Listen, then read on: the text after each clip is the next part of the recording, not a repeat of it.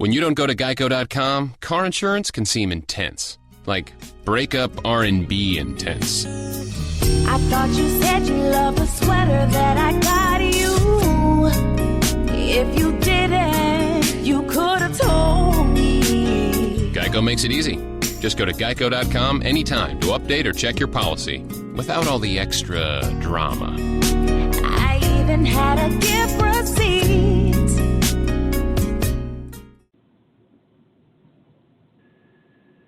Florida Boy Sports.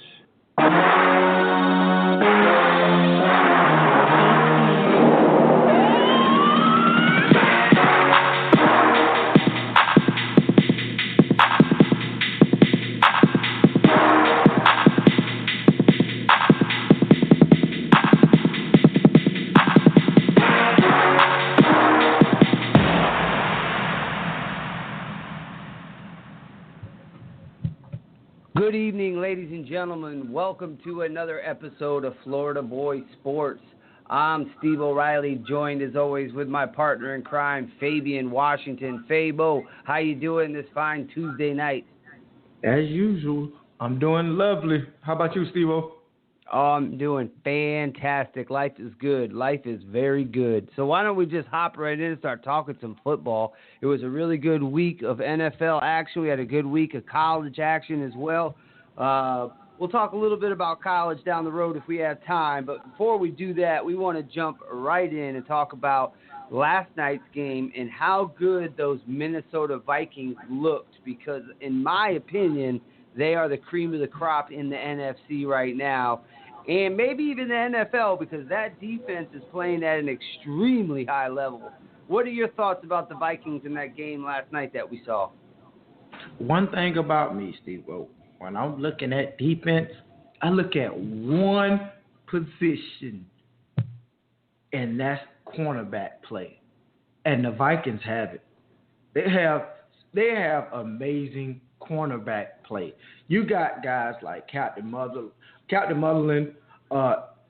the old man of the group, Terrence Newman. It seems like he's getting better with age to me. To me, it just seems like he's getting better.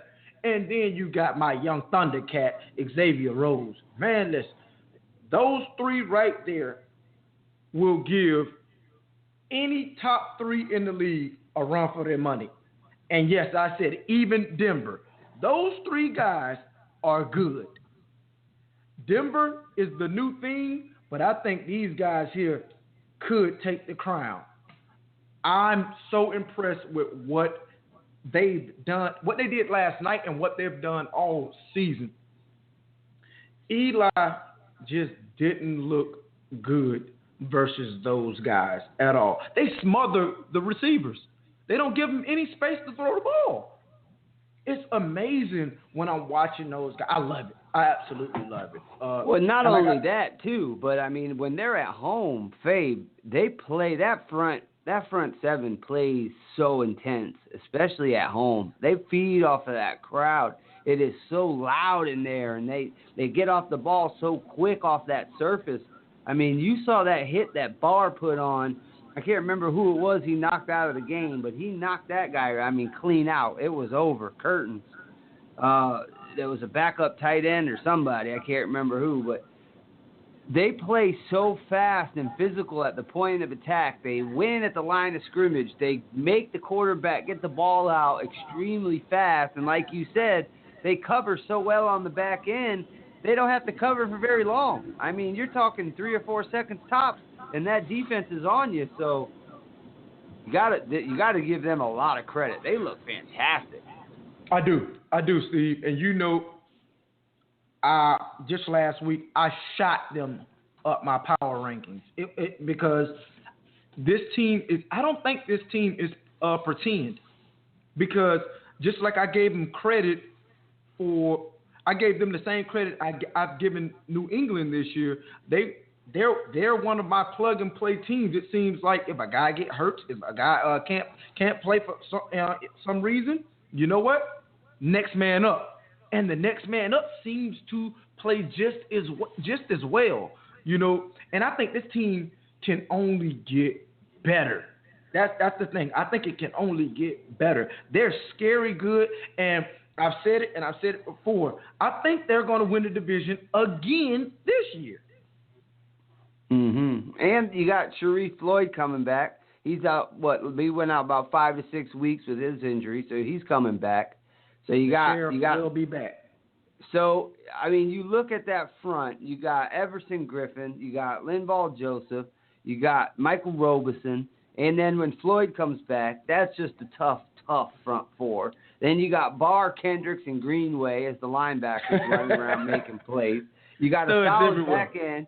You got Harrison Smith in the middle who can play at the line of scrimmage. He can play as a linebacker. He can play as a cover guy. I mean, he's as versatile as a safety as you can find in the league. And like you mentioned, you got corners that can cover as well. You got veteran experience with the old man in the group, and you got young bucks, who like Xavier Rhodes. You got it all. I mean, everything you're looking for a defense, you have it, and they are bringing it. But here's a question I want to pose to you. Do you think that Mr. Bradford has won the position at quarterback already? Is water wet? So you think when Teddy Bridgewater comes back, he's sitting the bench? He's not coming back this year. Well, I know that, but let's say next year. We don't know. We don't know if he's coming back next year. That's why they went so extreme to give up a first-round draft pick. Just like I told you a few weeks ago, I've never heard of a guy messing up his knee and the ambulance had to come to practice and get him and rush him into surgery. I've never heard of that before. So we don't know the extent of Teddy's injury. We have to wait and see. That's why I think they went extreme on that giving away what they gave up, a first and a fourth, I want to say. And the fourth is predicated on let's say they go if they go to the championship game, it jumps to a 2. Could be a second rounder. Exactly. So they know something that we don't know. Because if Teddy, I agree. If Teddy is your future, you'll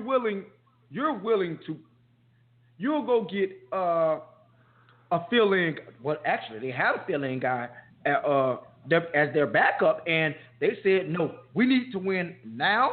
We're going to go big or go home. They gave up a first and a fourth, and I see why they did it now, because this team is ready to win. This team is ready to win now. So I can understand what the GM was thinking now, because I was huge and said the Philadelphia Eagles pretty much stuck them up. It was armed robbery. But I was wrong. That's why they're the football guys, and I'm the one that's talking, because I was absolutely wrong. Hey, they got their guy at quarterback, Sam Bradford, and he's been playing lights out since he's been there. And think about it, Steve. He's only going to get better once they install more and more of that playbook. He's going to get better and better. One thing I will say about Sam, and this is one thing I always believed about Sam. When he was in St. Louis, I always said that guy can absolutely play if he stays injury-free. Now, when he went to the Eagles, I got to see him injury-free, and he just didn't play well to me. Now I think he's in the best situation of his life, and you can see his talent meshing with the talent around him, and it looks really good throughout a quarter of the season. He's incredibly accurate. That's one thing I noticed last night. He can put it on a dime. He's a very accurate quarterback, which obviously is very important in the NFL. But let's talk about a little bit on the other side of the ball there. We saw Odell Beckham Jr. and your boy Xavier Rhodes. They kind of got heated, and I think the blueprint is out on how to, I don't want to say expose, but kind of get under the skin of Odell Beckham Jr. It seems like more and more corners are doing it, getting in his face, playing very physical at the line of scrimmage, frustrating him, kind of taking him out of his game a little bit. You're seeing taunting penalties and just, and for lack of a better word, immature actions. You know, he's kind of losing his cool a little. What's your take on Beckham and how teams are approaching him now? Teams are approaching him just like they should approach him. If you see a guy that wears his emotions on their sleeves, go at that. Use their emotions against them. I think Beckham wants to win every battle so badly that he goes out and gets frustrated when he may go 2-3 targets and haven't caught a ball. He needs to learn how to keep calm. Keep calm. One play can bust a game open. One play can make it look like you had an amazing day at receiver. You have to stay calm because one thing he can't say is Eli's not getting him the ball. Eli is trying to get him the ball. He had 9 targets. Eli is trying to get him the ball. You know what I mean? You got to get open, bro. You got to get open. Give him some separation. You know, Eli didn't play worth the crap either. I've already stated that. Eli didn't play worth the crap. But you got to get open. Be that guy you've been for the last 2 years. Right now, if I go, and it seems like the immaturity comes out, especially when they're losing. You know what I mean? Go back. Carolina last year, Washington this year, now Minnesota this year. All games they're losing in, and the corner is getting the better of the matchup.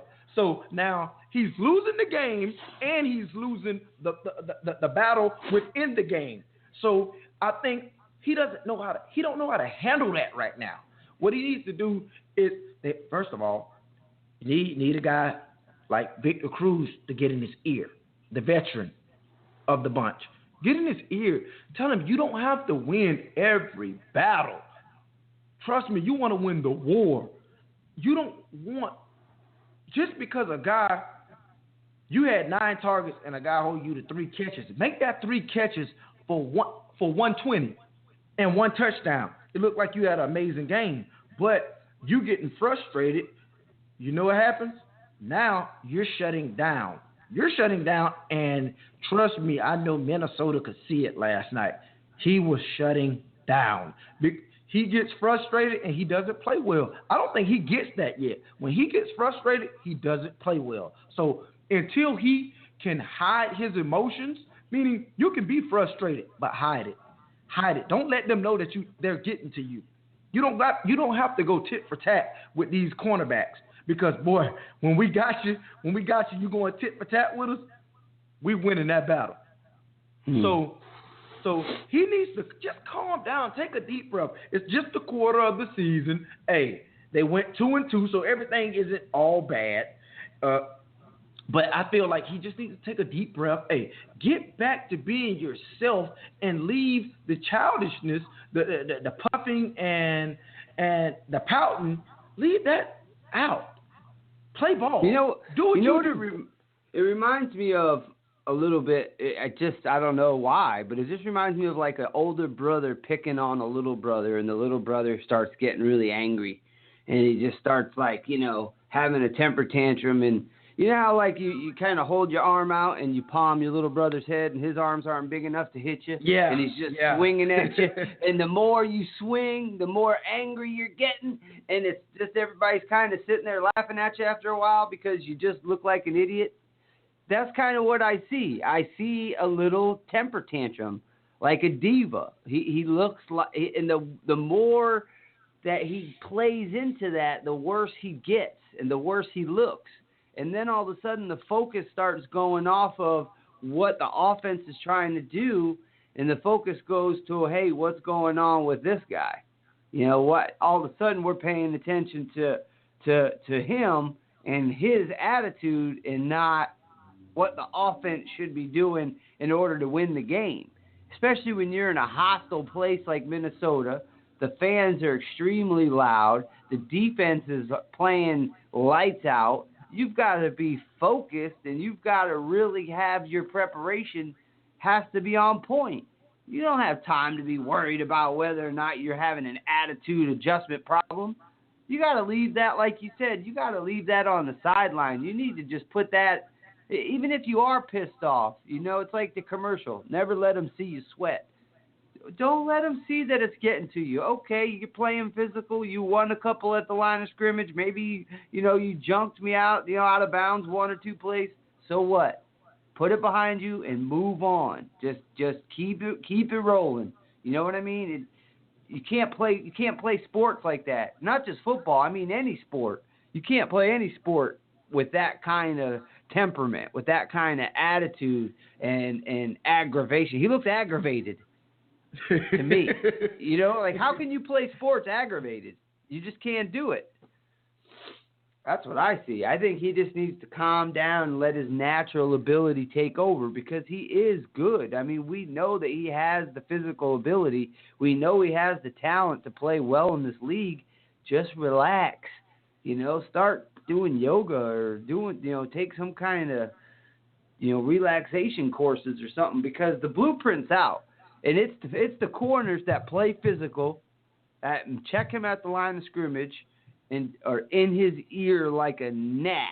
They are just physically in his face from whistle to whistle, and that's when he seems to lose it. And I think the blueprint's out. I think every corner here on out is going to play him that way. You're not going to see any off coverage anymore. Hey, that's what you should. Hey, you should get in his face, talk and talk trash until he can beat you. Go ahead, do it. Now, Steve, one thing, since we are talking about the weekend's games, I have to talk about this. Atlanta versus Carolina. Did you see Matt Ryan to Julio Jones connection this weekend? Yeah, they look very scary. Scary? They look like the boogeyman. They look like the boogeyman. Man, Julio had 300 yards receiving. He's almost looks like he reminds me of like Predator when he, you know what I mean? He's just not human. He just looks like he's just unstoppable. Dude, that's unreal. What I seen, what I was watching was something I've never seen before. Just domination completely.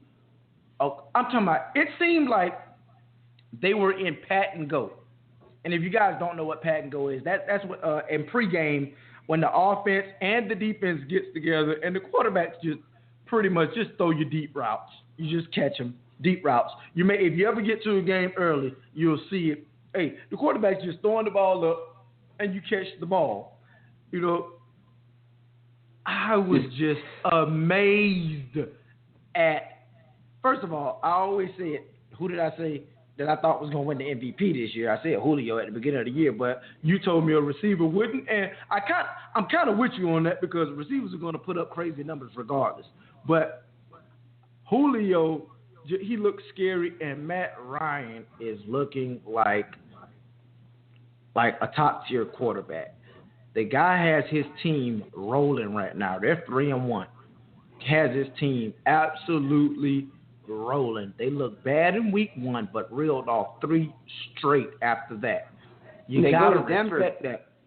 They go to Denver this week, so the rubber will meet the road with that offense playing against a top-tier defense. So we'll see. Absolutely. I think that's going to be one of the premier matchups too this week because I want to see that defense. I want to see that defense versus Atlanta's offense and your offense versus a better Atlanta defense, but still not a premier defense. I want to see if Denver offense can exploit this offense a little bit. Yeah, I mean, this offense exploit this defense. Yeah, their defense needs a little. It's not a Super Bowl caliber. That's what a lot of people in the league like to say. But it came a long way, Steve. A long way. And honestly, Fabian, you don't need a Super Bowl caliber defense when you can put up 50 points in a heartbeat. I mean, you just need adequate. I mean, their offense is so good. I mean, they're scoring 45, 40, 42, 47. I mean, they're especially with both of those running backs playing as well as they are. I mean, they got 2 good young running backs. They got a good quarterback. They got good wide receivers. Man, that offense is talented. You're right. They definitely they passed the eyeball test, and If Julio stays healthy, you may be right. Maybe they do. Maybe he does get the MVP this year because he's definitely so far he's passing the bar, as we say. Okay. Now we talked about Atlanta. At what point do we call the Carolina Panthers not a good team? Because they don't look like a good team right now. I'm sorry. Well, you know what, Fabe? It's historically speaking, if you go back and look, the teams that lose the Super Bowl struggle the following year. It's just the way that it is. For some reason, there's a Super Bowl hangover for the teams that lose. They don't seem to have traditionally solid years after they lose the Super Bowl, and it seems like Carolina is falling into that role, if you will. I mean, I thought they would be better because they got Kelvin Benjamin back. I thought that they would have more experience with Cam Newton, going to a Super Bowl and having that experience of getting to a Super Bowl. I thought that they would be a tough team this year. I really did, but something's just not clicking. I don't know what it is, but I don't know. It's just not clicking for them yet. Well, it better start clicking fast because Atlanta has a huge lead over that division. They're 3-1 and everybody else is 1-3. That's a pretty big lead after the first quarter of the season. Yeah, and I think I think Carolina needs to get Jonathan Stewart back. I think his injury hurt him a little bit because they're a run-first team. Even though they have Cam Newton, they like to run the ball. They like to play physical at the point of attack. They try to win in the trenches. And when you ask Cam Newton to drop back and throw the ball the majority of the time, that's just not who they are. And I think that they've gotten out of they've gotten out of who they are. And I think that you can see it. And they're just not comfortable, with the game plan that they have without Jonathan Stewart in the ball game. So I think when he comes back and they get back to, their roots of running the football first, they'll be okay. Their defense is too good to be a terrible team. You know what I mean? They're in almost every ball game. They ran into a buzzsaw with Atlanta. Let's just call it what it is. They didn't have anybody that could guard Julio, and they just ran into a buzzsaw. But I think all in all, they'll still probably win 9 or 10 games, but they gotta get on the stick. I agree, man. We'll see because go ahead. No, what you got to say? Say it. I just was finna say I do believe in their coach Ron Rivera. I think if anybody can get him right, he can get him right. Hey, Riverboat Ron. Hey, he's gonna take some chances, but I think he's the guy to lead them out of this slump, and they need out in the worst way. We're going to stick into that division, talking about the NFC South. And one guy that we're going to talk about is a Florida boy, Jameis Winston, as we had discussed before we came on air. What's going on with famous Jameis this year? And the question that you posed to me is, has he regressed? Dirk Cotter came out and said that he is, quote, very concerned. That he said he's not regressing, but we've got to take care of the football. That's what he said. That was his quote. He's not regressing, but we've got to take care of the football. And if you look at the statistics, Jameis Winston is on pace for 32 interceptions this year. He's already thrown 8 in 4 games. And in 2015, he had only 15 interceptions all year. His quarterback rating is about 12 points less than it was at this time last year. His average per pass attempt, he went from 7.56 yards per pass in 2015 to only 6.26 in 2016. So he's throwing the ball shorter. He's turning the ball over more. And I wonder how much of that can be attributed to the lack of Doug Martin. With Doug Martin being hurt and having no running game to speak of, do you think that's the that's the key. That's the hiccup. What's your take on Jameis and his woes early so far this year? I think Doug Martin has something to do with it because you have to be able to run the football in the NFL, and right now their running game is, it's just not there. But to me, I think, like you hit on, the guy's on pace to throw for 32 interceptions. That has nothing to do with a running game. That has to do with you, your reads, your progressions, you making good decisions. I just don't. And one thing about me, I don't get it right now. I don't get it. Maybe it's me. I don't get it. It's the same exact system. Dirk was the OC quarterbacks coach last year. If I'm not correct, right? I think I'm correct on that.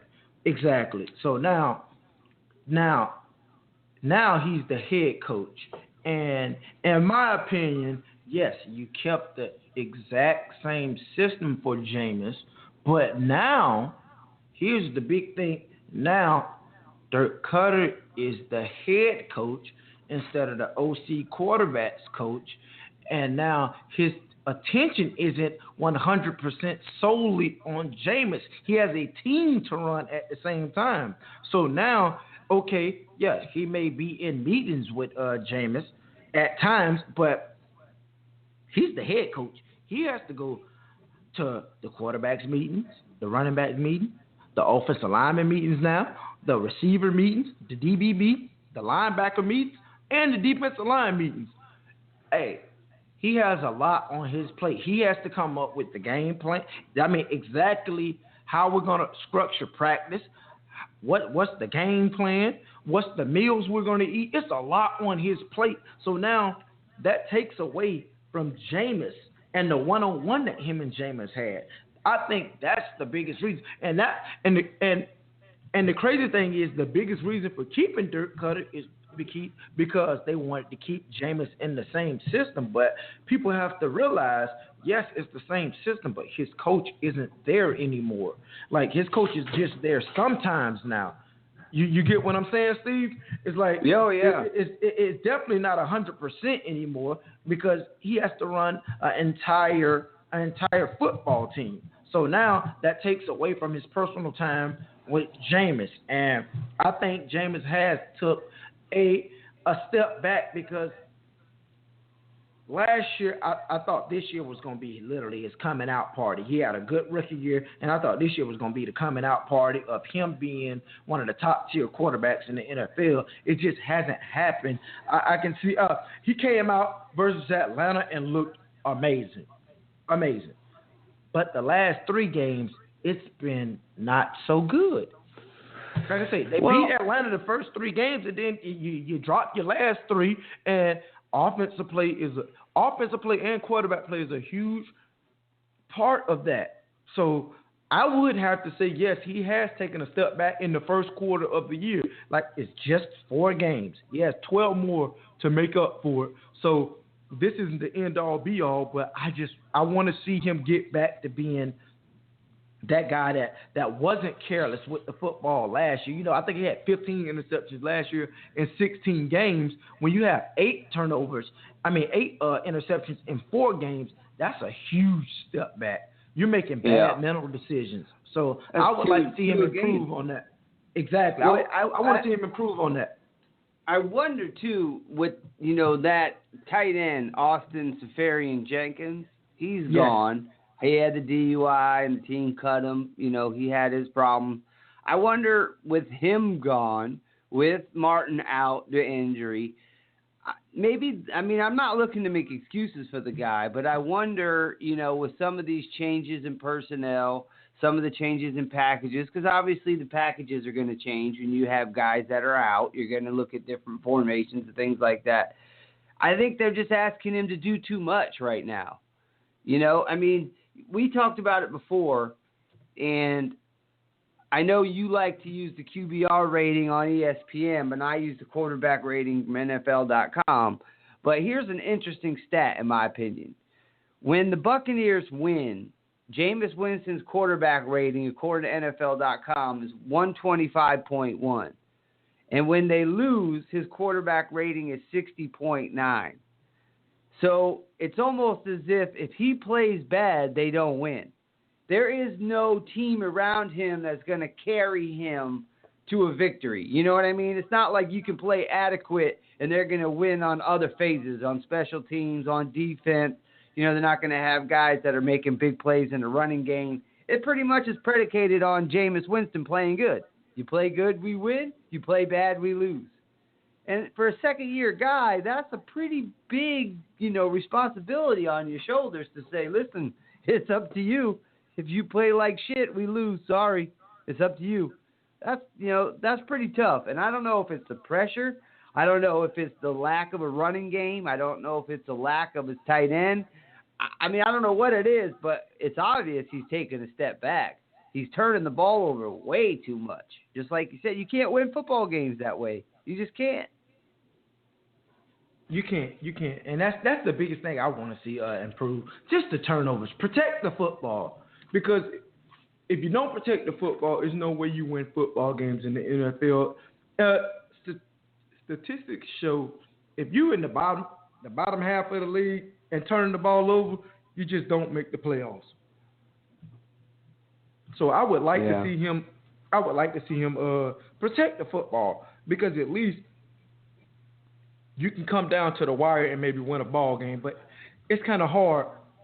2 turnovers a game from the quarterback winning a ball game. It's hard. Yeah, I agree. Another topic we were going to talk about was how some of these young quarterbacks are doing so well coming out of the gate. You have a lot of first-year quarterbacks like Wentz, Dak Prescott. You saw, Jimmy Garoppolo is not a first-year guy in New England, but it's his first year playing, obviously, with Tom Brady there. But you're seeing a lot of good young quarterbacks have success, and we were kind of talking about why is it that these guys are making it look so easy, especially Wentz, in Philly. He looks fantastic. I made sure to watch him last week, and he really does not look like a rookie at all. He looks like an NFL veteran back there. He stands tall in the pocket. He goes through his progressions. He makes his reads. He gets rid of the ball when he has to. He gets out of the pocket when he has to. He's got the clock ticking in his head. And the only thing I can correlate with these young quarterbacks is that their coaches are quarterbacks or former quarterbacks. You got Doug Peterson in Philly. Jason Garrett was a quarterback. You got him in Dallas with Dak Prescott. So I don't know if maybe there's some correlation that says, hey, these guys know what a quarterback needs to do to get by in this league. We know what is hard on them, and we know what helps them. So that's the only correlation I can see between the success that they're having, because the game hasn't changed that much that it's gotten easy. Quarterback is the hardest position in all of sports, according to a lot of professional athletes. So what is it, in your opinion, that they're doing that makes it so easy for them? Steve, I have absolutely no clue. You went first year, guys. I went and looked up stats on simply the rookies in the league this year, and those guys are playing completely out of control. You have Dak Prescott, Carson Wentz, Cody Kessler, Jacoby Brissett, Boykins, and Lynch. Those are the rookies who've played this year. And I seen some on ESPN say first-year guys how many interceptions they've thrown. And I said, no, I want to see what the rookies have thrown. I went and did this. Hey, and if you guys don't know, we're a low-budget radio show, so we have to do our own research. So I went and did my research. The rookies have only thrown 2 interceptions this year. Cody Kessler thrown 1, and Trevon Boykin has thrown 1. That's it. Through the first quarter of the season, we have 2 interceptions out of the rookie quarterbacks. Now, we just said Jameis Winston has thrown 8. Hey, that's a second-year guy That's the second year guy that played phenomenal his first year. Hey, and now I just reeled off 6 quarterbacks, and they only have 2 interceptions total. That's an amazing stat to me. And not only are they not turning over the ball, their teams are winning. Out of the starters, the guys who started, they're 7-3.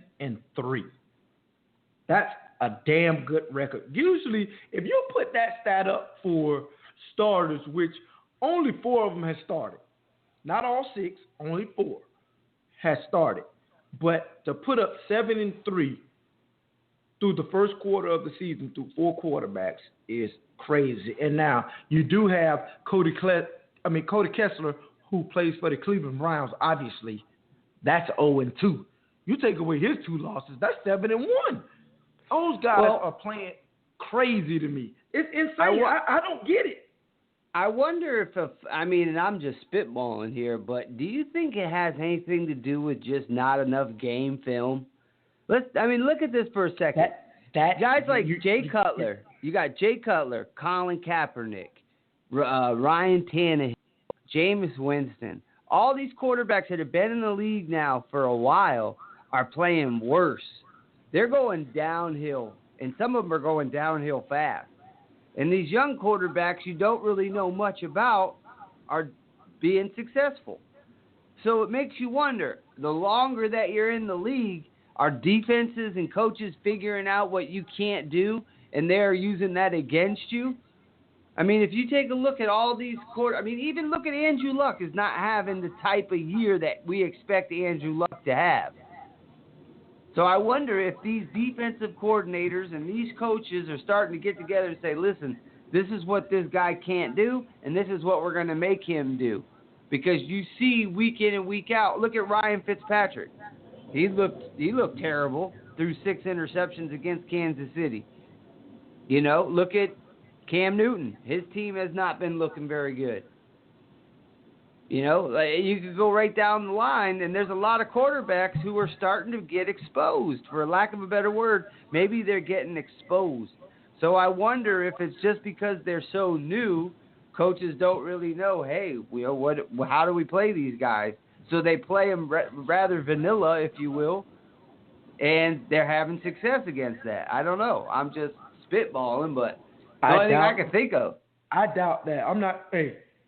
I've been in meeting rooms going against rookie quarterbacks, and vanilla is the last thing you're going to play on defense. You coming at them with every exotic blitz you can possibly come up with just to try to confuse them. So I highly doubt, since I've been out the NFL, they've taken a step backwards on calling defenses. I think these guys are just the goods right now. I think, especially when you're talking about the top 2, Prescott and Wentz, I think they're just the goods. Really? Because I can't explain. I've never seen this before. This is something I've never seen out of any rookie class at all. So what they're doing is literally phenomenal to me. When I watch him, I'm like, how is he getting away with this? How is he doing this? He's supposed to have at least 1 or 2 picks a game, 2 or 3 bad decisions a game. Maybe you made 3 or 4 bad decisions and two interceptions were dropped. Something. They aren't doing it, Steve. They're not.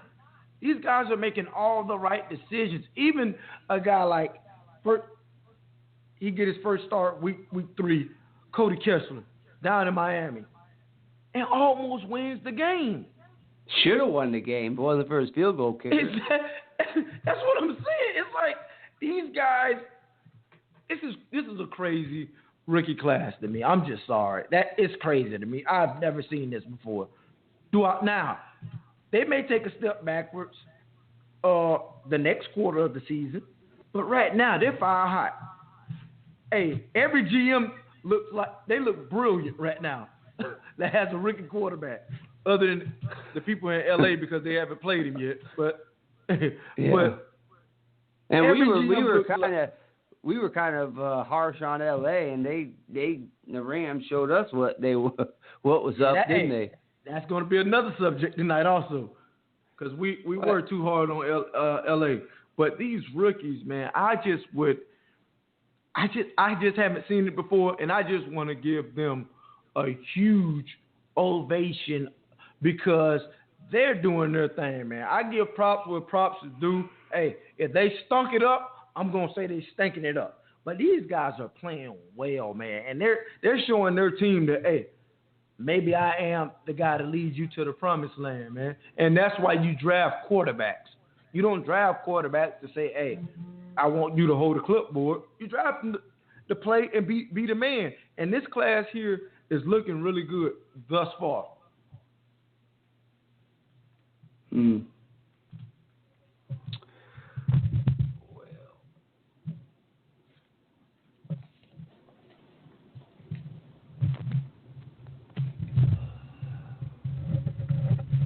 What's the next game? One game I would like to talk about, Steve. I don't know if you watched. Did you watch that San Diego game versus the Saints? No, I did not see that one. Unreal. I'll just talk about it, man. It was unreal to me because I was watching it and I just thought, what am I watching right now? First of all, I knew it was going to be a relatively high-scoring game because you got two bad defenses, and then you have two pretty much explosive offenses that these two quarterbacks can throw the ball. They can throw the ball around the yard, no matter who's at receiver, running back, whatever. They can pitch the ball around the yard. So I knew it was going to be a relatively high-scoring game, but the way that game ended had me jawed. I'm looking at the game. Steve, I can't make this up, man. San Diego is up by 13 points with 6 minutes to go. 13 points with 6 minutes to go. They run the ball on first down. Guess what happened? Fumble. Fumbled the ball on their own. I think it's like their own 20. Okay. So I'm like, okay, hey, things happen. Hey, teams aren't perfect. Hey, you gotta be able to adjust. Hey, let's play defense. Hey, let's hold them to 3. That's what you want to hold them to. Let's hold them to 3. But the Saints being the Saints, they scored. Okay, they're up by 6 now with like 3 minutes and something to go. 3 minutes and something to go. And they're up by 6. I'm still like, hey, I'm pretty sure the Chargers are going to either run this clock out and give the Saints little to no time, or they're just going to completely run it out. First down. They pass the ball to Benjamin. Benjamin gets the ball, fumbles it on his own like 30. They got the ball now going in on the 30. The only thing going through my head is, so who owes the bookie money in San Diego? Because it's no way this is happening. You know what Drew Brees did after that, right? He punched it in. They lost by 1 point. I couldn't believe it. Like, I'm watching this game and I'm like, this can't be real life right now.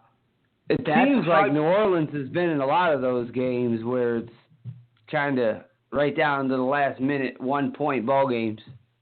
No, but New Orleans, one thing I will say about New Orleans and San Diego, I can give San Diego the same statement.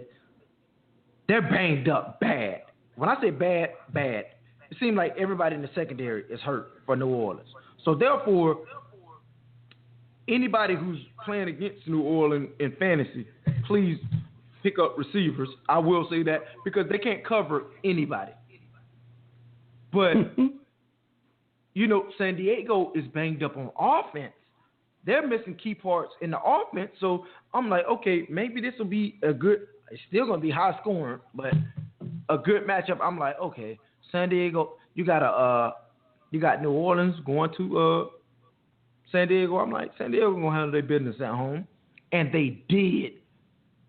Steve, they did for 42 minutes. No, I'm thinking about basketball. They did for 52 minutes.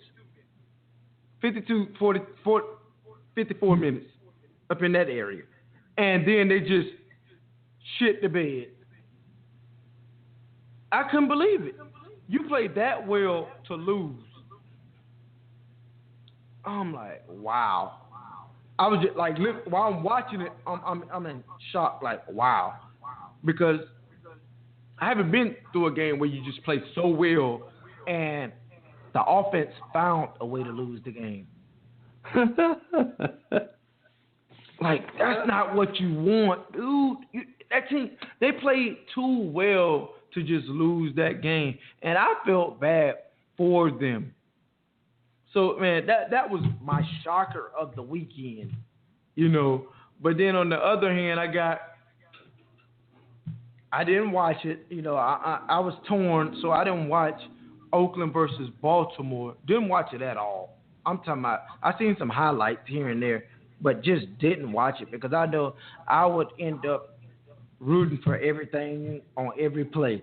Because think about it, hey, if Oakland get a stop, I'm rooting for it. If Baltimore get a stop, I'm rooting for it. If Oakland gets a positive play, I'm rooting for it. If Baltimore gets a positive play, I'm rooting for it. So, you know what I did? I just didn't even watch it.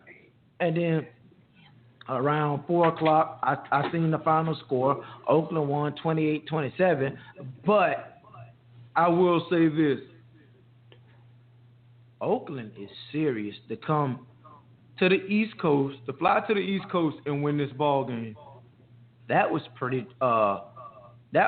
legit to me. And one thing that stood out to me of Baltimore was starting Terrence West, giving Terrence West his first start in Baltimore, and he rushes for 113 and a touchdown. I'm like, Baltimore might have something here. Well, yeah, Baltimore had to shake up their running game a little bit.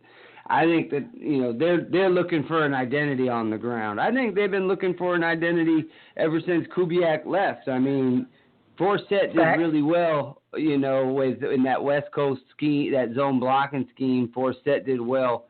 But ever since he's gone, they've been kind of searching for an identity on the ground. They're shaking it up a little bit. You know, West obviously comes over from Cleveland. He's looking for, you know, an opportunity to, you know, you don't get that many opportunities in this league. If you don't do it, you know, don't do it well in one place and you go somewhere else and don't do it well, you're probably out of the league. So this is his opportunity.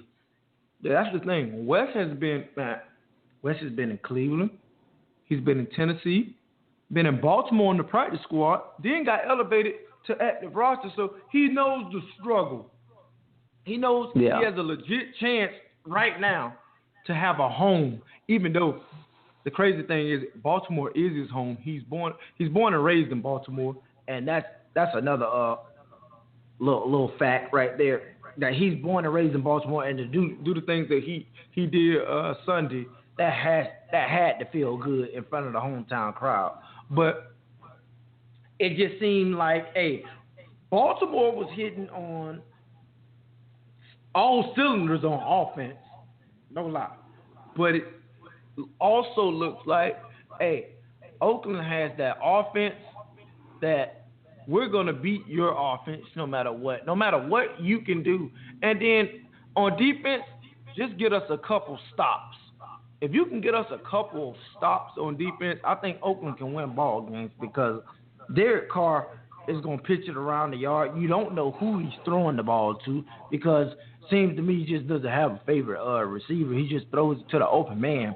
But you got to get Amari Cooper the ball. But Sunday, I like their tight end Clyde Walford too. He looks good. Crabtree they got a lot of weapons in Oakland. They got a good young nucleus. Yes, their offense is amazing, and I thought the defense is starting to come around. You know, 27 points is a lot of points, but I think they're getting better, and that's what I wanted to see out of Oakland. I wanted to see Oakland start to get better. You know, hey, And another thing, Khalil Mack, welcome to the party. Welcome to the party, Khalil Mack. Hey, Khalil Mack had a ball game Sunday. He had a ball game. He played ball. Like I said, only thing I did was read, watch highlights, things of that nature. Look, go over the stats. Looks like he had a ball game. I'm talking about a phenomenal ball game. So, need to see more of that. Yeah. And one team, though, Fave, I still can't figure out is the Arizona Cardinals. I just don't know what's going on in Arizona. I know that Carson Palmer's going through the concussion issues. Seems like that's been, his deal throughout his career. But this team right now is just, I don't know. I can't get other than the Minnesota Vikings, and so far the Philadelphia Eagles have showed me something. Other than that, I can't figure out the NFC at all. I mean, I thought the Carolina Panthers would be there. They're not. I thought the Arizona Cardinals would be there. They're not. Seattle has been hot and cold. Sometimes they look good. Sometimes they don't look so good. It's like the NFC East looks like it's wide open. I thought the Giants would be better, with their defense would be improving. And, last night they looked like they were a little shell-shocked for prime time, which surprised me. I thought they would show up a little bit more for a slugfest, and they didn't. It's wide open right now. If I had Atlanta, Minnesota, Atlanta's defense makes me a little nervous, but their offense is definitely probably the best in the NFL right now. It'll be interesting to see what the Patriots look like now with Tom Brady back. Exactly. Tom is back. Don't forget that. And Le'Veon is back in Pittsburgh. So, we'll see what these offenses look like now with their studs back. And we got a chance. We got a quick glimpse of Pittsburgh Sunday. Le'Veon Bell looked like he didn't miss a step. Looked like he hasn't missed a game. The guy. Well, we knew that Pittsburgh was going to come back. I mean, we both expected they were going to get that taste out of their mouths of that 34-3 beating they took to the Eagles, and they came out and they did what they had to do as far as putting it on Kansas City, and that's what you thought would happen. I mean, that's what I thought would happen. I knew they would come out and 43-14 win. That's obviously pretty impressive. Dallas, what do you think? Let's talk a little bit about Dallas's future. Is Romo, even if healthy, is Tony Romo going to win his job back? I'm so torn right now with this one right here because I'm not a Dallas fan. I really don't care about what Dallas does. But one thing I do know, just watching football, is Tony Romo's a good quarterback. He usually has a brain fart at some point in the fourth quarter, but overall, he's a good quarterback. Now, watching Dak Prescott and watching how the Dallas Cowboys are rolling, how do you, as a GM, as a coach, as an owner, how do you take this kid out? You don't want to mess up what you got going good right now. Because one thing I will say with Tony Romo is you knew it was going to be a barrage of balls going at 88. It's going to be a barrage. I'm talking about he's going to get 15 targets. They're winning without throwing him the ball. He didn't even play Sunday. So, to me, Tony forces the ball to Dez. Dak throws the ball to Dez when Dez is open. So that's the biggest difference. I think they've changed their identity as far as a running team. You take a top. They've been a running team. Yeah, but I mean, you invest the 4th overall pick in Elliott, and you've got all these first-round picks in your offensive line, and you've got all these talent up front. You're going to run the ball first. Romo used to throw the ball 35, 40 times a game. But then when DeMarco Murray came around and had that sensational season, then they said, oh, wait a second, we can win this way. And then when he left for free agency, now it's like, well, let's get back to that. Because when we lost that running game, we noticed we weren't as good.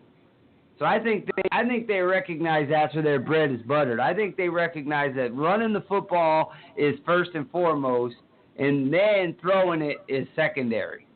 Because obviously they have the talent offensively to do either. If you want to shut down the run, they can beat you with the pass. You want to shut down the pass, they can beat you with the run. And that's what you want. You want balance. That's a good thing to have. I just think this weekend, the 49ers did neither. So, therefore, that made it easy on them. It is the 49ers, but they made it easy on them. It's like you got to pick your poison. Lose one way or the other, but you can't let a team have a two-way go. You can't have Dak throwing for 245 and then Ezekiel Elliott throwing for 130. Running for 138. No, that's just not going to work. You did nothing to stop them at all. You didn't have a pulse on defense. That's what I'll say. Because you didn't stop them doing anything. Now on offense, and like I said, they didn't even have deads. They didn't have deads, which one thing I have noticed throughout the first quarter of the season, like I said earlier, Dak Prescott isn't going to force the ball to Dez Bryant at all. At all. Now, you knew when Tony Romo was in, he's going to force some passes to Dez Bryant because Dez Bryant is that elite of a receiver that I think you have to force him the ball at times because he's that good. He's your playmaker. He's your guy. You know what I mean? They just paid him a shitload of money. Hey, he's the guy that you throw the ball to, but Dak Prescott is just making all the good throws and making it happen without forcing the ball to anybody. You know, the biggest person in the offense on offense is probably Cole Beasley. He gets I want to say 5 to 8 targets a game, and he makes the most of it. Yeah, he's that underneath guy that, you know, he can do a little bit of everything, you know. But here's the thing with Romo. I love Romo in the regular season. It's postseason Romo that makes me nervous. Yeah. And honestly, I think, and that says a lot about, it's that's the time when you need your best. You need the guys that, and look at even some of the greatest quarterbacks ever had that. Look at Peyton Manning. A lot of people said Peyton Manning was average when it came to the playoffs. He had 11 wins, 11 losses, or 12-12, whatever he was. And then you had a guy like Tom Brady. When he gets in the postseason, all he does is win. He gets his team to the Super Bowl, and he wins more than he loses. Some guys seem to step up, and, it's like you told me a long time ago. You said pressure either busts pipes or it makes diamonds. And I think with Romo, it busts pipes. I don't think that when it comes crunch time, he does what he has to do to win the ball game. I think he chokes. For lack of a better word, I just think he's not a gamer when the game is on the line. I just don't think he has it. And I think if Dak Prescott can prove in the postseason that he can win those playoff games, I don't think Romo will be back. No, I agree. First of all, if they let Dak Prescott finish out the season, once Romo come back, Romo's gone. Because why would you have, other than San Francisco, why would you have a backup that's worth that much money? It just doesn't happen. It doesn't happen. So therefore, hey, if Mr. Jones doesn't make that decision to start Romo immediately when he's healthy, I think it's a wrap. It's a wrap. So, well, backs are tough, man. I don't care. I have a back injury myself and had surgeries before. I don't know. I don't see him coming back. I don't see him being the guy he was. It's just, even if you have it operated on, you have scar tissue, you have nerves that may not regenerate the same. It's never going to feel the same. It's always going to be tight and stiff and sore, and I don't know. I think if I was Tony, I would start planning vacations and not planning football. But hey, Steve, he is a pretty good golfer. Yeah, he is. He's a very good golfer. He's not good enough to do it professionally, but he's a good golfer. Hey, maybe if he spent 100% of his time now on golf? I don't know. Nah, you don't want to give him credit to be a two-sport guy. That's why. No, well, here's the thing. He's a scratch golfer, which means that he shoots right around par every time he plays. To play on tour, you need to shoot 67 or better every day at your home course. That's what the golf coaches will tell you. He's not that good. There are guys so good out there, and these guys are coming out of high school and coming out of college. I mean, they are good. They're like really. They're not scratch golfers. They are plus handicaps. They're on the other side of zero. I mean, he would. I'm not saying he can't. I mean, I've never played golf with him, but he would really have to dedicate. And he's too old.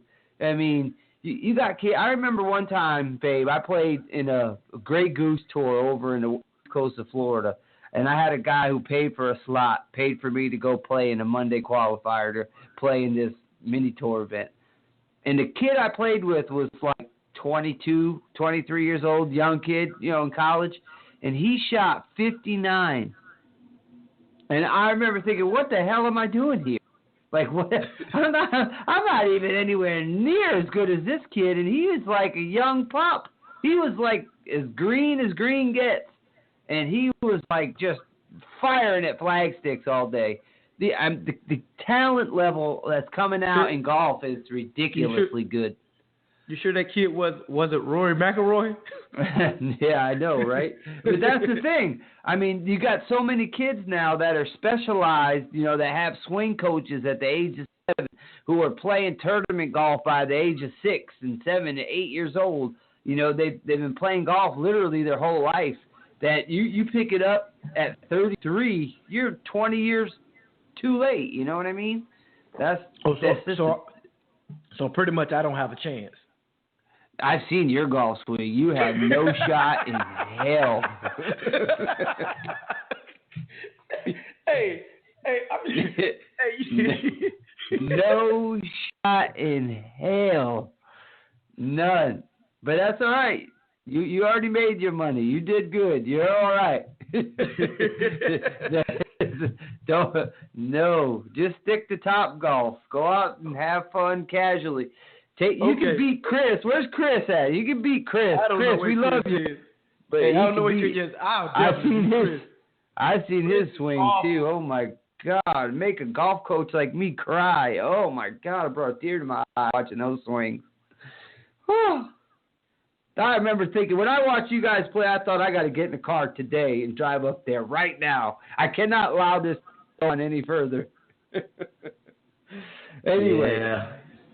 It is what it is, But like I said, the proof. There is no loyalty in football. So if in Dallas, if Dak Prescott goes on to win playoff games, it doesn't matter what Tony Romo's done in the past. He's out. It's as simple as that. Yeah, absolutely, especially at that position, because it means so much. That position means so much to everybody on the team. That position usually makes your franchise go. So therefore, if they see Dak as the future, Tony's done, man. Tony's done. Yeah. I don't know his contract situation, but I'm pretty sure he doesn't have any more guaranteed money in his contract. So therefore, they're not going to keep him on. Now, what I do think is, if they release Tony will be playing football in 2017 for somebody else. Because Tony is still good enough. Tony still has the goods. His problem is staying healthy. Right. And don't make the bonehead play in the fourth quarter. No doubt about it. He could play for Chicago right now. He could play he could play for the Rams right now. He could play for San Francisco right now. Absolutely. He could play for Miami right now. Absolutely. He could play for I don't know about Jacksonville because Bortles still kind of young. Maybe Jacksonville. Let's be serious. He could play for Denver right now. He could play for Denver right now. He could play for Washington right now because Kirk Cousins ain't playing great. There's a lot of teams he can play for. That he could play for. So if he doesn't have a job next year in Dallas, I'm pretty sure he won't be in the unemployment office at all, if not for more than like a week or two. It's going to be up to him. Since you brought up the Denver Broncos, I have a little question for you regarding their quarterback situation. Yes. I don't really know what they're doing there, to be honest, because they traded up in the first round to get Paxton Lynch, right? They gave up assets to go get this guy. They traded a third or whatever they traded to go get him. So they went and got him. Now you got him on board. He came in spot duty last week. He looked pretty good, threw the ball accurately, didn't have any turnovers. He kept the chains moving, as they say. So if the question is, who are you grooming for the future?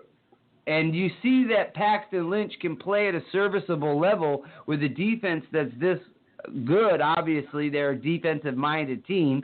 Let's not, mince words. They won with defense even with Peyton Manning. Peyton Manning wasn't the reason they won the Super Bowl. They won with defense. He was just along for the ride.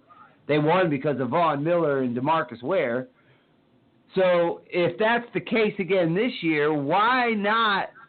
Well, I guess what I'm saying is, who are you grooming here?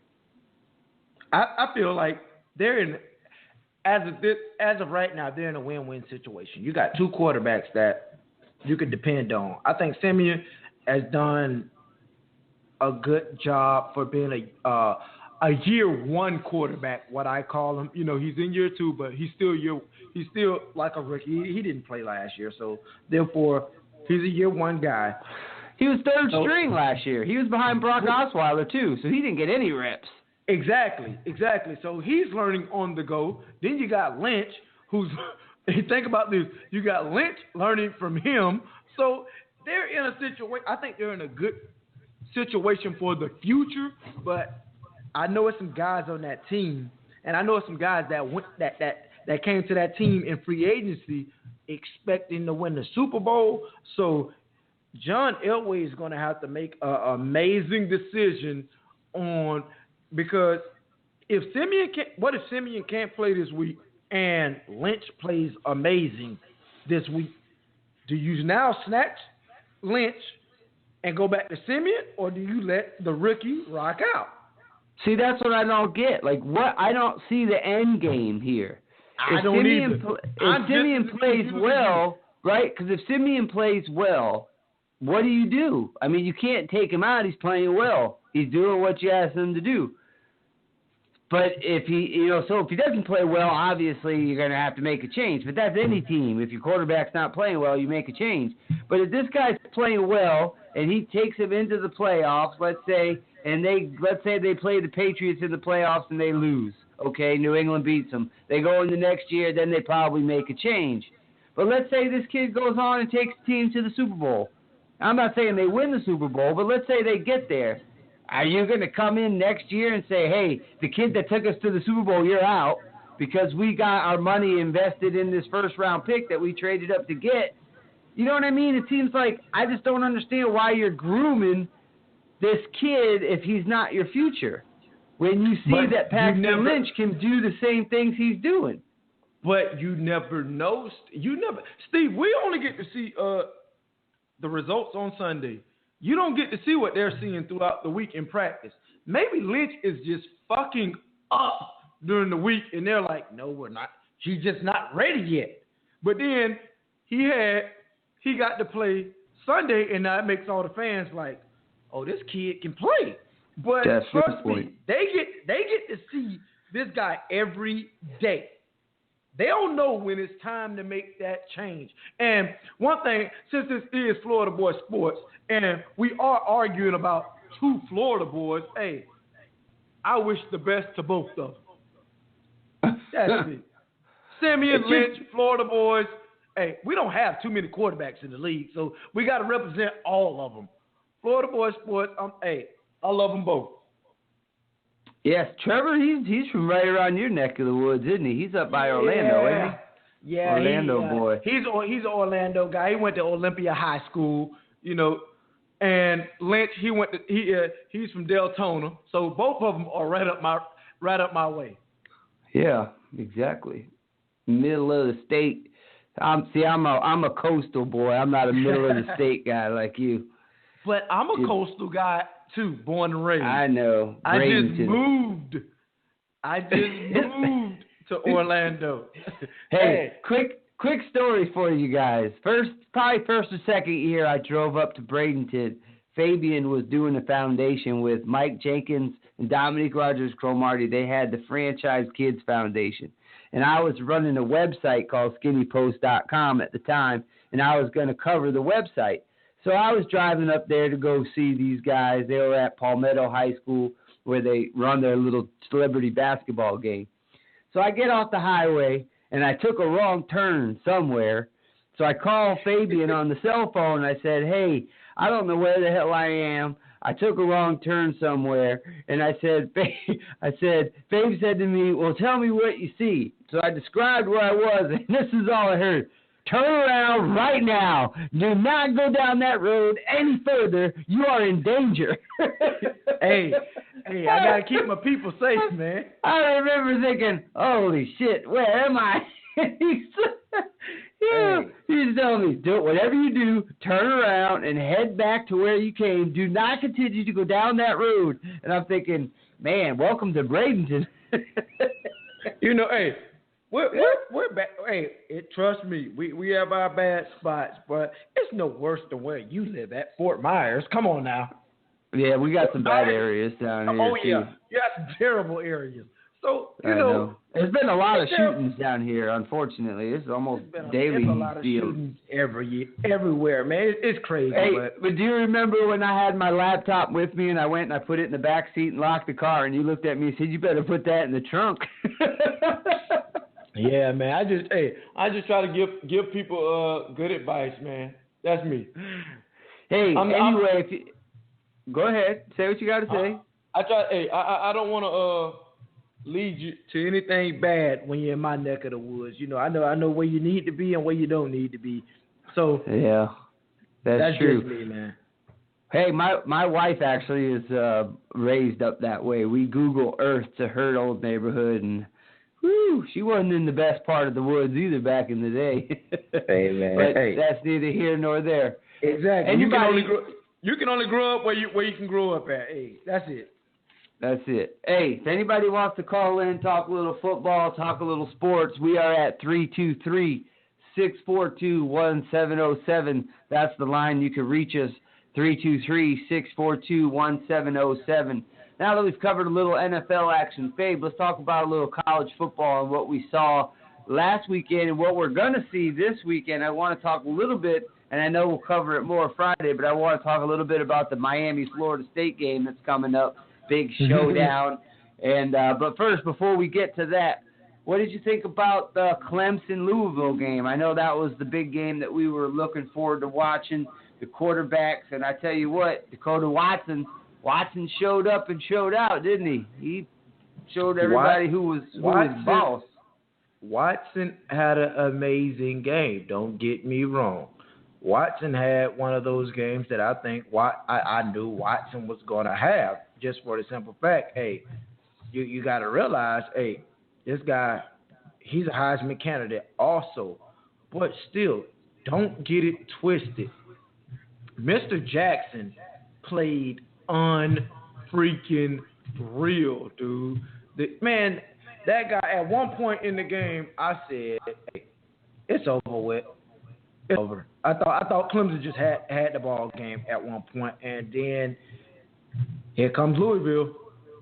Hey, here they come. They're roaring back, Mr. Jackson, and that was just something that it was literally like when you remember back in the day in the United States where heavyweight boxing was everything. Yeah, when it was good. Yes, that's what we got to see, a heavyweight bout. Hey, when Louisville did something, Clemson did something. When Clemson did something, Louisville did something. And it just shocked me to be able to see two great teams go at it. Like I said, Clemson was up 28-10. And then in the third quarter, Louisville figures out a way to score 16 straight points. That's what I'm talking about. You had two dogs going against each other, and they made it happen. It was exciting football, high-scoring game versus two good offenses. And the crazy thing about it, it was two good offenses going against two good defenses, and it was a high-scoring game. Remember Friday, I predicted this to be a low-scoring game. I thought they were going to, I thought, they were going to score, but there's no way in hell they're going to get up to 70 points. Yeah, they got up to 78 points. You couldn't have told me versus these two defenses, they would have scored 78 points. It was everything that I thought it would be, and I still have Lamar Jackson as my number one Heisman candidate, followed by Watson. Watson is number 2. So those guys are going to go neck and neck for the rest of the season. I can't wait to see how this thing finishes out. Yeah, I agree. I think J.T. Barrett is probably third right now. Yeah, and that would be my third. That would be my third, absolutely. I'm a little disappointed in the running backs that were so highly touted. The only one I think that has really played sensational is Christian McCaffrey. But no, I don't he think played good, not great. Yeah, not great. He played good, but none of them have played great. And that's the thing. You're absolutely right. None of them. Hey, and if you let's be honest, the one who's played literally the best is Fournette. He's just on a terrible freaking team, and they load the box on him because they know there's nowhere in the heck LSU is gonna pass the football. Right. So that's it. That's the game plan. Stop Fournette. That's it. Stop him, and you're gonna win. He's in a tough situation now. When we get to McCaffrey has his moments where he looks absolutely phenomenal. You can see spurts of last year. Because McCaffrey can do so many things. That's his versatility is what. He's a special teams. He can catch the ball. He can run the ball. He can wildcat. He could do everything. He really is a versatile player. I love the versatility. He looks like he is a Bill Belichick player. He just looks like a Patriots dream. I'm not going to say that. I know why you're saying that, and I'm not going to agree with you. Okay, I'm not going to agree say with that. me. I know why you're saying that. I think he's an every down back. Let's get that straight. I think the kid is going to do great in the NFL. One thing I don't like about his team is they're way too conservative. That team is so conservative. It's like, if it's me and I'm calling plays there, which I've never called plays before, but one thing I say I will do, I'm going to get McCaffrey in space as much as I possibly can. I need to get him in space because when he has the ball in his hand in space, he's very elite. Very elite. So I'm gonna let him be him. I'm not going to try to make him run. Of course, he got to run between the tackles. Sometimes he got to get to the edge. But, man, I'm going to get him the ball any way possible. If I got to line him up at receiver, I'm lining him up at receiver. Because at the end of the day, if you line him up at receiver, the defense isn't expecting that. So, therefore, you got a mismatch. You got a mismatch in personnel, which is going to you put him in with a fullback, first thing people are going to expect is 21 personnel. Okay, 21 personnel. But then you put him out at receiver, bingo, he's matched up against a linebacker. Let's go. Yeah. You got to do things to get him the ball to make him who he is. The dude is a phenomenal ball carrier. Get him the ball in space, and I feel like Stanford just isn't doing it. I've watched several games; they're just not doing it. So I don't like the way they're using him. I think they could use him better. But at the same, I feel like this is what I feel like. If he went to Oregon, he would be putting up phenomenal numbers right now. That's what I would say. You know, Stanford is it's a conservative offense. They don't want to. One thing about Stanford is they don't want to mess it up because they know their defense can keep them in any ball game. So they don't want to mess it up. On offense, no. Sometimes you just gotta bust that thing wide open. Hey, Yep. And let your That's defense. true. If you're going against a team like say, i.e. last Washington, you're going against Washington last week. Hey, you know what? Let's see who can score the most points. Then I'm not going to try to play conservative so you can't get the ball, and that's going to limit my offense. You know what I'm going to do? I'm going to see how many points my offense can score because I know I got a good defense. Hey, and they're going to stop you more than your defense is going to stop me. How about that? Right. It's almost like the opposite if you were playing a team like Ohio State that you know is going to be pretty much top to bottom. They're pretty sound in everything they do.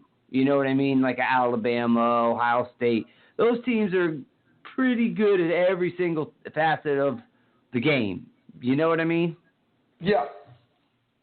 So Ohio State's actually impressed me this year. I didn't know what to expect from them, but they, Urban Meyer, man, he just keeps cranking them out every year. He seems to be the team to beat in that conference. He's got them up there again. I mean, year in and year out. He's just turning and burning them kids. He gets talent, and he does well with it. Same thing with Alabama. I think that, if it just plays out the way it is right now, that's probably going to be the championship game. If neither of them teams lose, you'll see Alabama versus Ohio State. They're 1-2 right now, aren't they? As they sit.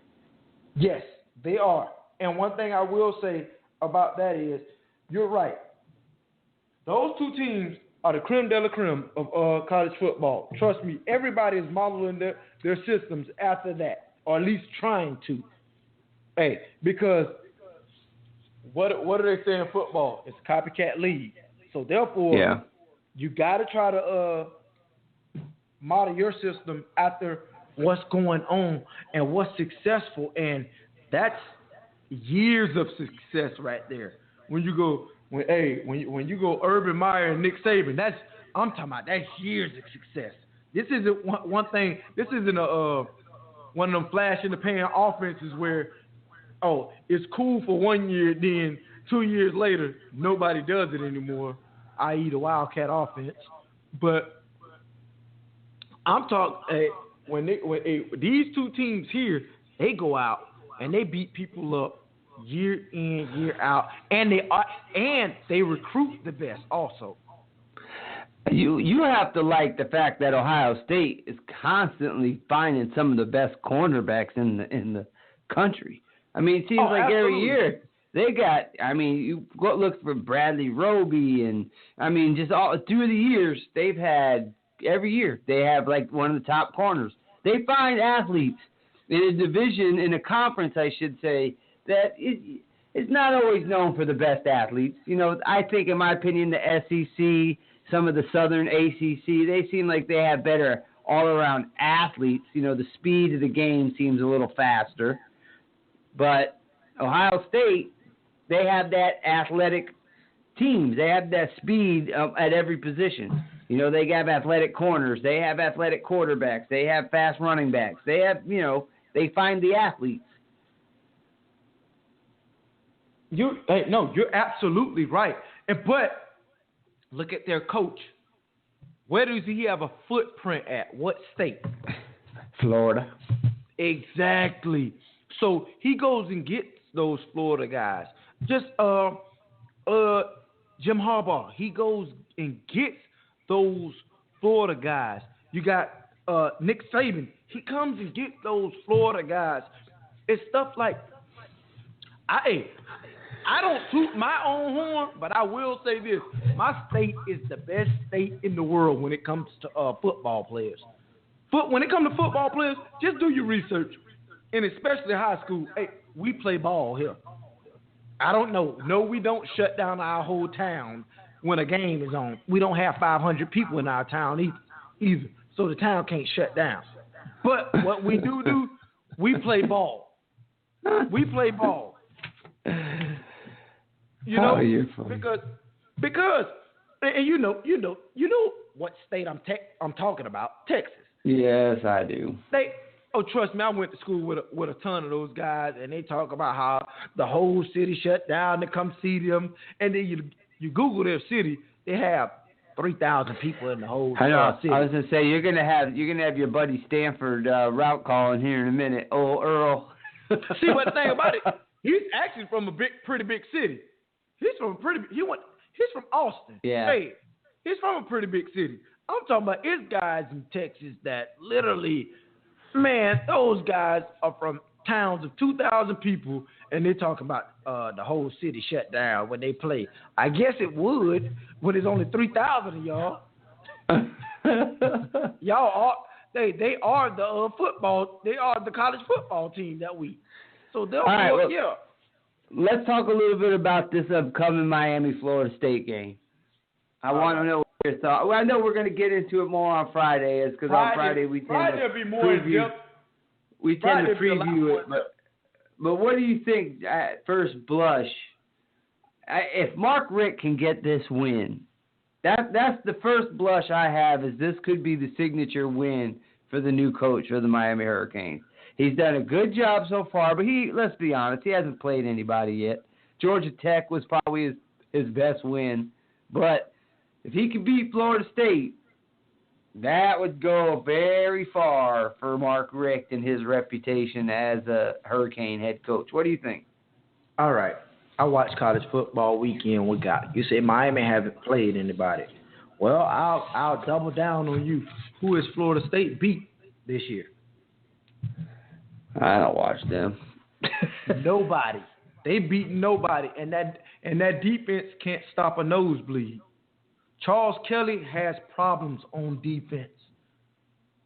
He has big problems on defense. So I'm not saying Miami's going to beat them, but if they can find a way to exploit that defense, they'll be absolutely fine. Because I think Miami's going to score points. I think Florida State is going to score points.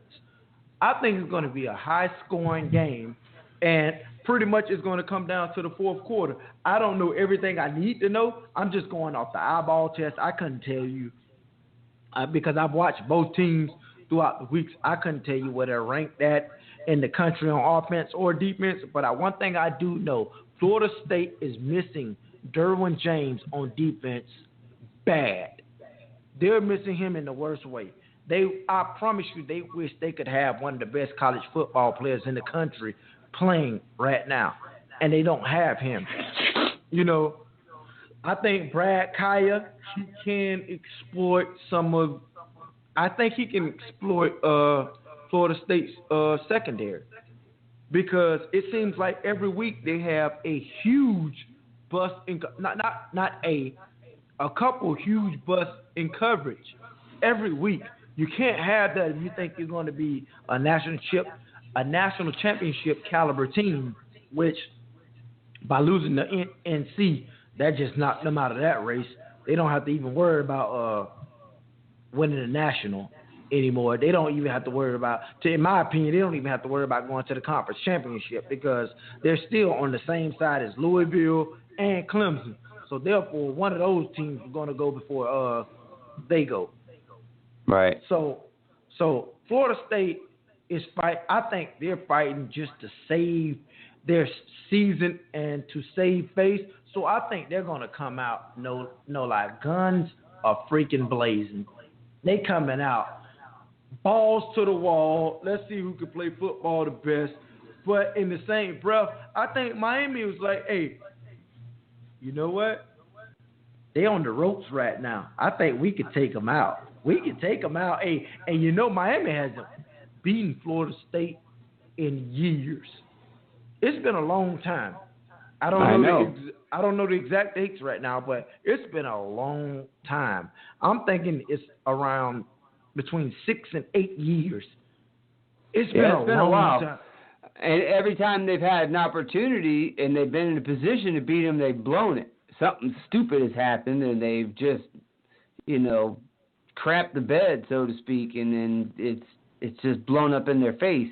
And I think that's what a lot of Miami fans are hoping that Mark Richt can fix, is those stupid mistakes where they're just not shooting himself in the foot, because it seems like that's what they do when they play these big games. They beat Florida last year or 2 years ago, whatever it was, which was good, but, we'll see. As like I said, we'll talk more about it on Friday as we get closer to the games, because on Friday we kind of do our recap. And this Friday too, Fabe, I'm looking forward to your Fine 15. We didn't get a chance to get to that last week because we kind of ran out of time with our new fantasy focus and all that. So we're looking forward to that too. I have it. It's cocked and loaded, and it's going to be refined for this week. Sounds good. All right, well, hey, everybody, we thank you guys so much for tuning in to Florida Boy Sports. We hope you enjoyed spending a little bit of your Tuesday night with us. On that note, we're going to let you go. We will see you on Friday at 8 o'clock. We will have our fantasy focus. Our man, Dan Trader, will be back with us to do a little fantasy football talk. Fabian will have his Fine 15. We will go through every big NFL game and college game coming up over the weekend. And we will see you Friday at 8 o'clock. I'm Steve O'Reilly for Fabian Washington. This is Florida Boy Sports, and we out of here. Florida Boy Sports.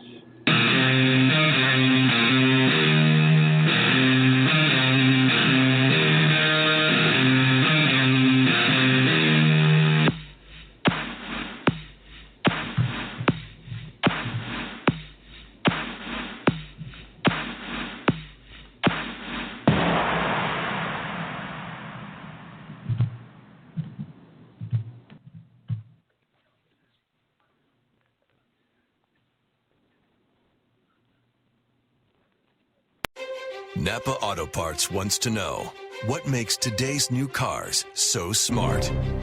Is it the questionably useful Wi-Fi connectivity? Could it be the giant, confusing touchscreens you should probably stop playing with while driving?